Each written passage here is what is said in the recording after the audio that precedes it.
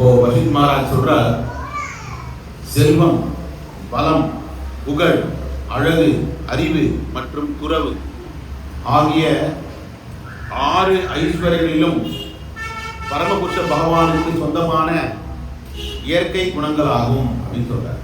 இந்த 6 விஷயங்களையும் ஒருங்கே பொருந்தினால் அவர் பகவான் என்று அழைக்கப்படுகின்றார். பகவான் என்ற வார்த்தைக்கு பக அப்படின்னு சொல்லும் பொழுது அந்த 6 ஐஸ்வர்யங்கள், 6 செல்வங்கள். வான் என்றால் உடையவர். இந்த 6 ஐஸ்வர்யங்களையும் முழுமையாக ஒழுங்கே பொருந்தியவர் என்று அர்த்தம். முதல் விஷயம், பகவானுக்கு செல்வம் முழுமையானதாக இருக்கின்றது. இந்த பௌதிக உலகம் மட்டுமின்றி ஆன்மீக உலகத்தை சேர்த்து எல்லாமே பகவானுடையதாகவே இருக்கின்றது. மேலும் அவருடைய செல்வம் என்று சொல்லக்கூடியது எப்பொழுதுமே நிரந்தரமானதாக இருக்கின்றது. இந்த உலகத்தில் எவ்வளவு பெரிய செல்வந்தர்களாக இருந்தாலும் கூட அவருடைய செல்வமானது ஒரு காலகட்டத்தில் அழிந்து விடுவதாக, மேலும் அது ஒரு பரம்பரைக்கு மாற்றமடையாமல் அது கைமாறி செல்வதாகவே காணப்படுகின்றது. அடுத்தது பலம். பகவானுடைய பலமானது எப்பொழுதுமே அது மிகச்சிறந்த பக்தர்களாலும் மிகச்சிறந்த பலவான்களாலும் போற்றப்படக்கூடியதாக காணப்படுகிறது. பகவானுடைய பலம் ஒரு சமயம் மிக வீரியமாக இருந்தது, தற்பொழுது குறைந்துவிட்டது அப்படின்னு சொல்ல முடியும். ஆனால் சாதாரண ஒரு பௌதிக நிலையில் இருக்கக்கூடிய ஒரு பலவான் எப்பொழுதுமே அவர் பலவானாக இருப்பார் அப்படின்னு சொல்ல முடியாது. அவருடைய பலம், வீரியம் வயதுக்கு ஏற்றவாறு, அவருடைய சூழ்நிலைக்கு ஏற்றவாறு, உடல்நிலைக்கு ஏற்றவாறு குறைவதாக காணப்படுகின்றது.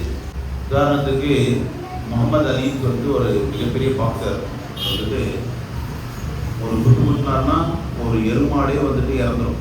அந்த அளவுக்கு அவருடைய பவுன்ஸ் அந்த கையில். ஆனால் இப்போ அவரால் வந்துட்டு ஒரு டம்ளர் தண்ணி வைக்கிறாங்க அந்த இடத்துல, அதை எடுக்க முடியல. அப்படி கையில் அப்படியே டக்குன்னு வருது. அப்போ அந்த பலம் எங்கே போச்சு? அப்போ அந்த பலம் நிரந்தரமானது இல்லை. பகவானுடைய விஷயங்களை நம்ம இப்போ பேசுகிறோமே, அதுவும் பகவானுடைய ஒரு பலம். அந்த சப்தமானது பகவானுடைய கருணையினால் வெளிவருகின்றது. அதனால் அது பகவானுடைய பலமாகவே நாம் எடுத்துக்கொள்ள வேண்டும். அடுத்தது புகழ். புகழ் வந்துட்டு பகவானுடைய புகழ் எப்பொழுதுமே குறையாததாக, எவ்வளவு பேர் வந்துட்டு பகவானை புகழ்ந்து எவ்வளவு பாசுரங்கள், எவ்வளவு சங்கீதைகள், எவ்வளவு இலக்கியங்கள் நீங்காது எப்பொழுதுமே நிறுத்திருக்கக்கூடிய பகவானுடைய பிரார்த்தனைகளை, புகழை பாடக்கூடிய விஷயங்களை இந்த உலகத்தில், மேலும் எல்லா உலகத்திலுமே பாடப்படக்கூடியதாக காணப்படுகின்றது. அப்ப இந்த புகழ் வந்துட்டு இந்த உலகத்துல புகழ் அப்படின்னு சொல்லக்கூடியது அதிகப்படியாக பார்க்கும் பொழுது முகஸ்துதிக்காக இருக்கும். உண்மையிலேயே ஒருத்தர் வந்துட்டு ரொம்ப புகழறார் அப்படின்னு சொல்லும் பொழுது இந்த உலகத்தை பொறுத்தவரை ரொம்ப ஜாக்கிரதையா இருக்கும். புகழ்கின்ற அதே மனிதரே இன்னொரு நாள் அவரை இகழ்கின்ற ஒரு சூழ்நிலையை இந்த உலகத்தில் நாம் காண்கின்றோம். அப்போ புகழ் அப்படின்னு சொல்லக்கூடியது வந்துட்டு இந்த பௌதிக உலகத்தில் இருக்கக்கூடிய புகழானது ஒரு சமயம் புகழ் போன்றும் அதுவே ஒரு காலகட்டத்தில் இகழாகவும் மாறுகின்ற சூழ்நிலையை நாம் காண்கிறோம். பகவானுடைய புகழ் இப்போது அதிகபட்சம் போனால் தமிழ்நாட்டில் பகுத்தறிவாதிகள்லாம் வந்துட்டு பகவான்லாம் வந்துட்டு அப்படின்ட்டு ஒரு சில மிஞ்சி போனால் வந்து ஒரு 1% கூட இருக்க மாட்டாங்கன்னு நினைக்கிறேன். ஸோ அவ்வளோ பேர் தான் பகவானை பற்றி பேசிட்டு இருக்காங்க. பட் பூரா உலக ஜனங்களே எல்லோருமே பகவானை புகழ்ந்து பேசுகின்றனர். இன்னும் நார்த் சைடுலாம் வந்துட்டு பகவானை இழுத்து பேச நினைச்சா கூட மனசு தான் பேசிக்க முடியும், ஏதோ மைண்ட்லாம் பேச முடியும். அவ்வளவு பகவானுடைய புகழானது வேரூன்றி மிக ஆழ்ந்துபட்டதாக காணப்படுகிறது. மேலும் அடுத்தது பகவானுடைய அழகு. பகவானுடைய அழகானது எப்பொழுதுமே நவ யவன வம்ச அப்படின்னு சொல்றார். எப்பொழுதுமே ஒரு 16 வயது இளைஞனை ஒத்தவராகவே பகவான் காணப்படுகின்றார். யாராவது இந்த உலகத்தில் நான் கடவுள் என்று தன்னை பிரகடனப்படுத்திக் கொள்கின்றார்களோ அவர்களுக்கு இந்த 6 ஐஸ்வர்யங்களும் இருக்க வேண்டும். அதில் ஒரு காலகட்டம் வரைக்கும் தனக்கு செல்வம் இருப்பதாகவோ, ஒரு காலகட்டம் வரைக்கும் தனக்கு தான் பலவானாக இருப்பதாகவோ, புகழோடு இருப்பதாகவோ காண்பித்தாலும் கூட அவருடைய அழகு என்பது நீடிப்பதாக இல்லை. அப்போ இந்த அழகானதும் சிதிலமடையக்கூடியதாக இருக்கின்றது. இப்போ யாராவது தன்னை பகவான் அப்படின்னு சொல்லிட்டார் அப்படின்னா அவருக்கு வந்துட்டு அப்படியே முகமெல்லாம் வந்து வாடி போய் வயசான மாதிரிலாம் இருந்தாருன்னா அவரை வந்து பகவானை ஏற்ற முடியாது. அதனால தான் சாய்பாபாவெல்லாம் நம்ம வந்துட்டு பகவானை ஏற்றுக்கிறது. ஏன்னா சாய்பாபா வயசாயிட்டார். அதனால எல்லாருமே வந்துட்டு என்னடா அது இவர் இப்படி சொல்றாரு அப்படின்னா அப்படிதான் சொல்ல முடியும். அதான் உண்மை. சமீபத்தில் புகழை அடையக்கூடியவர்கள்லாம் வந்துட்டு பகவான் அப்படின்னு சொன்னா அப்புறம் மைக்கேல் ஜாக்சன் எல்லாம் வந்துட்டு கடவுள் ஆக்கிட வேண்டியதுதான். பிலாந்தரபிஸ் நிறைய மக்களுக்கெல்லாம் அவர் நிறைய சேவை செஞ்சிருக்காருங்க அப்படின்னு நீங்க சொன்னீங்கன்னா மைக்கேல் ஜாக்சன் கூட தான் நிறைய சேவை பண்ணியிருக்காரு. அப்போ அவரை கடவுள் ஆகிக்கலாமா? ஒரு விதத்துல சாய்பாபாவோட மைக்கேல் ஜாக்சனுக்கு புகழ் அதிகமா இருக்கும்னு நினைக்கிறேன். இன்னைக்கும் அதிகாவில் இறந்த பின்னரும் அதிகமாக சம்பாதிக்கக்கூடியவராக இருக்கின்றார். அப்போ அதனால வந்துட்டு அவரை வந்து பகவான் அப்படின்னு சொல்ல முடியும். அப்போ அவருடைய அழகானது எப்பொழுதுமே எங்கேயாவது நம்ம பகவான் ஸ்ரீ கிருஷ்ணரை வந்துட்டு ஒரு வெண்தாடி வைத்தவராகவோ இல்லை வந்துட்டு வயசானவராகவோ எப்போயாவது பார்த்துக்கணுமா? பிரம்மதேவரை படங்கள்லாம் காமிக்கும் பொழுது தாடி வந்துட்டு ஒயிட்டான மாதிரி காமிக்கிறாங்க. ஏன் அப்படி? ஏன்னா பிரம்மானா ரொம்ப காலமா இருப்பார். நம்மளுடைய நினைப்பு அந்த மாதிரி. உண்மையிலேயே பிரம்மதேவரோட தாடியை நிறைக்காம தான். அது எப்படி பிரபு உங்களுக்கு தெரியும் கேட்கக்கூடாது. ஏன்னா சாஸ்திர பிரகாரம் அவரும் வந்துட்டு எப்பவுமே இளமையா தான் இருக்கார். அவருடைய வயசு நீங்க கொஞ்சம் கால்குலேட்டர்ல போட்டீங்கன்னா உங்க ஜீரோ வந்து அடிக்காம அது வெளில போயிடும். அவருடைய வயசு வாழறாங்க. தற்பொழுது சூழ்நிலையில 40-45 தாண்டினாலே வந்துட்டு அப்போதுலேருந்தே கால்குலேஷனை ஸ்டார்ட் பண்ண வேண்டியதாகிற மாதிரி ஆகுது ஒரு சூழ்நிலை. இந்த பிரம்மதேவர் வந்துட்டு ரொம்ப காலமா இருக்கார். அப்போ கன்ஃபார்ம்டா இவருக்கு வந்துட்டு ஒயிட்ல தான் இருப்பார் தாடி வந்துட்டு அப்படின்னு ஒயிட் தாடி இருக்கிறோம். அப்படிப்பட்ட பிரம்மதேவரே அப்படி இளமையா இருக்கார் அப்படின்னா எப்பொழுதுமே சாஸ்வதமாக இருக்கக்கூடிய பகவான் எப்பொழுதுமே நவயவன வம்சார், எப்பொழுதுமே தன்னுடைய அழகில் குறையாதவராக இருக்கின்றார். அடுத்து அறிவு. பகவானுடைய அறிவானது எல்லா இந்த உலக ஜனங்களிலும் மிகச்சிறந்த அறிவாளிகளை படைத்தவராக பகவான் இருக்கிறார்.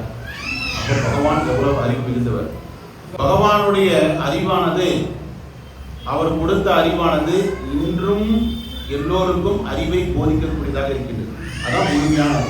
பகவானுடைய அந்த ஞானமானது எப்பொழுதுமே பறந்து விரிந்து என்றைக்கும் நிலைத்திருக்கக்கூடியதாக காணப்படுகின்றது. பாருங்க, இந்த பூமி மேல நம்ம எல்லாருமே இருக்கோம். இதுவே பாருங்க எவ்வளவு பெரிய ஒரு விஞ்ஞானமா இருக்கு.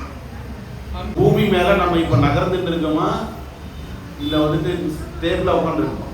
பூமி மூவ் ஆயிட்டு தான் இருக்கு. நம்ம மூவ் ஆயிட்டே இருக்குமா? மூவ் ஆயிட்டு தான் இருக்கும்.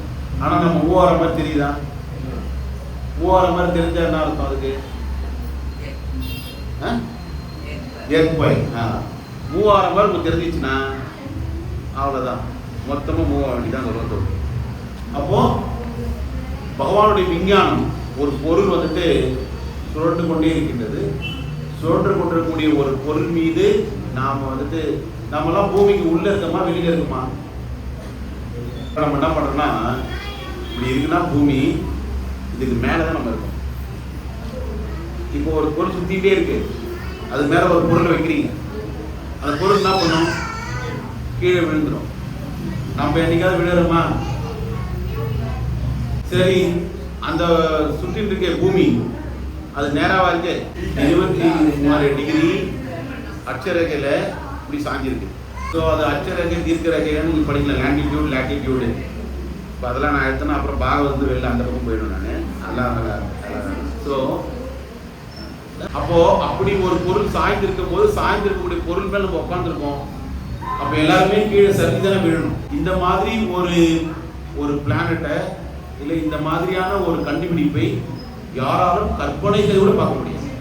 இது பகவானுடைய எந்த செல்வத்திற்கு உதாரணம்? பகவானுடைய துறவும் முழுமையானதாக இருக்கின்றது.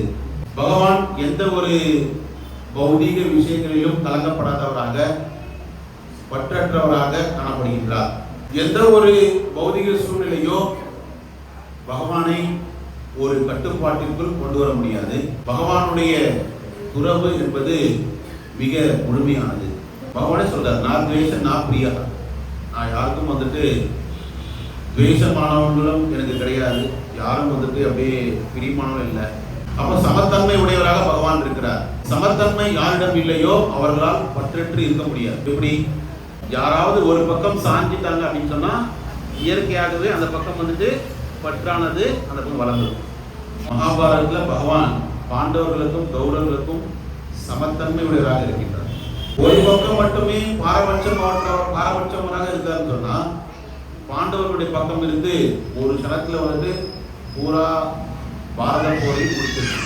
அதனால பகவானுடைய ஸ்திரத்தன்மை அப்படின்றது வந்துட்டு மிக தெளிவாக அவர் இரண்டு பக்கமும் எந்த விதமான பாரபட்சம் மற்றவராகவே காணப்படுகின்றார். இந்த உலகத்தில் இருக்கக்கூடிய நல்லவர்களுக்கெல்லாம் மழை பெய்யட்டும் அப்படின்னா என்ன பண்ண முடியும்? எங்கேயுமே மழை பெய்யாது. சரி, ஒரு ஊர்ல 15 பேர் நல்லவங்களா இருக்காங்க, 85 பேர் வந்துட்டு நல்லவங்களா இல்லை. அப்போ 85 வீட்டில் மட்டும் வெயில் அடிச்சுட்டே இருக்கு, 15 வீட்டில் இருந்து மழை பெய்யுது, வெயில் எல்லாம் நல்லா இருக்கு. அந்த மாதிரி ஒரு சுச்சுவேஷன் இல்லை. காரணம் என்னன்னா எல்லோருக்கும் வந்து சமத்தன்மையாகவே பகவான் கொடுக்கிறார். தன்னை புகழ்பவர்களும் தன்னை இகழ்பவர்களும் யாராக இருப்பினும் கூட பகவான் எல்லோருக்குமே சமமானவராகவே. துரியோதனுடைய சபையில பகவானை புகழ்ந்து பேச மாட்டாங்கன்னு தெரியும். அப்படி இருந்தாலும் பகவான் வந்துட்டு அந்த இடத்துல மகாபாரத போருக்காக நடுவராக போய் பேசுறார். அப்போ எந்த அளவுக்கு பகவானுடைய அந்த சமத்தன்மையானது இருக்க முடியும்? அபிமன்யுவை மிக எளிமையாக பகவான் நினைச்சா காப்பாற்றி இருக்கலாம், ஆனா அது மாதிரிலாம் செய்யல. பாண்டவர்களுடைய மகன்கள் எல்லோருமே அஸ்வத்தாமனால் அழிக்கப்படுகின்றனர், அதுலேயும் வந்துட்டு அவர் தலையிடல.